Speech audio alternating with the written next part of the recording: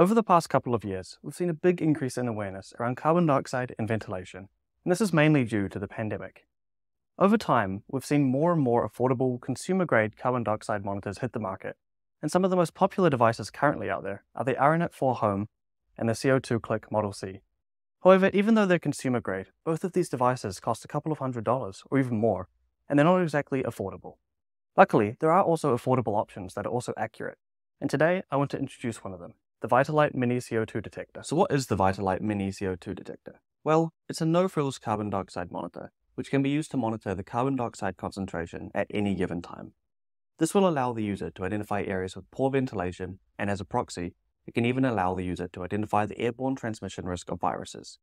However, there are some caveats to this, so you'll want to refer to the article linked in the description for further information.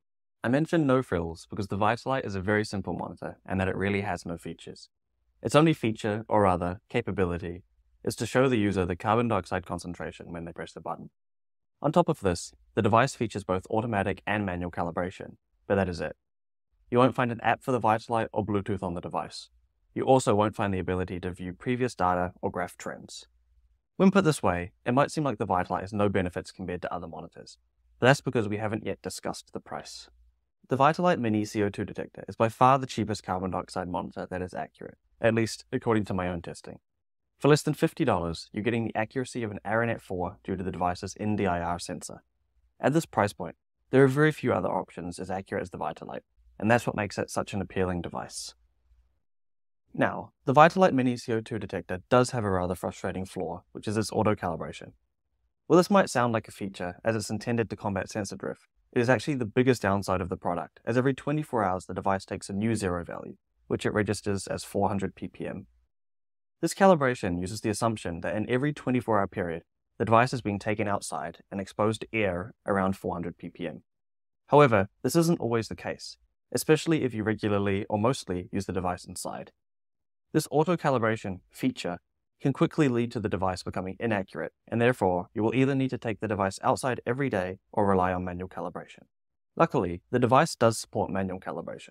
To perform this process, you need to hold down the button for around 10 seconds, before pressing it 3 times in rapid succession when the number 1230 appears on the screen, before finally pressing the button once more when the number 400 appears.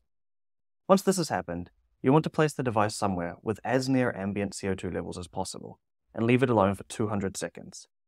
Once this process has completed, you'll have a new zero value on your device for it to base its concentrations on, but only for the next 24 hours until it auto-calibrates itself. With such a glaring issue, it might seem weird that I still recommend the Vitalight Mini CO2 Detector. However, the reason for this is because it's very accurate when calibrated correctly. I've compared it to 2 Aranet4 Homes, as well as a variety of other carbon dioxide monitors. On the graph, you can see my results. The Vitalight and Aranet4 recorded results so similar that they even had identical readings at some points. Something to note here is that the NDIR sensor itself only takes a new reading every 30 to 120 seconds, and the very minor 1 or 2 ppm adjustments you see on the screen are actually estimates based on the trends from the NDIR sensor readings. However, for all these readings are estimates, I found them to be surprisingly accurate, and 95% of the time they trend in the right direction. What about the device itself? Well, the device is quite small and is easily pocketable.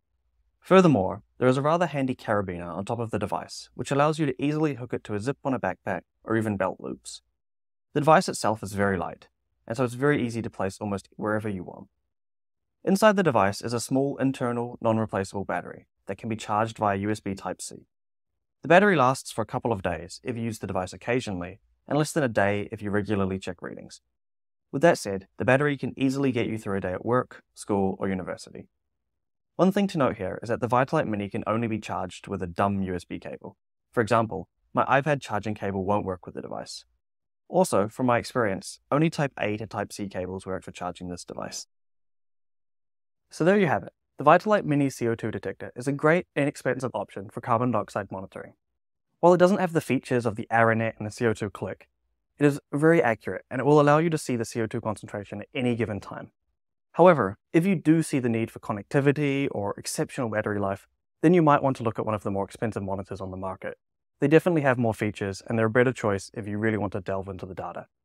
However, if all you care about is seeing the CO2 concentration at any given time, the Vitalight Mini CO2 Detector is a great choice and well worth checking out.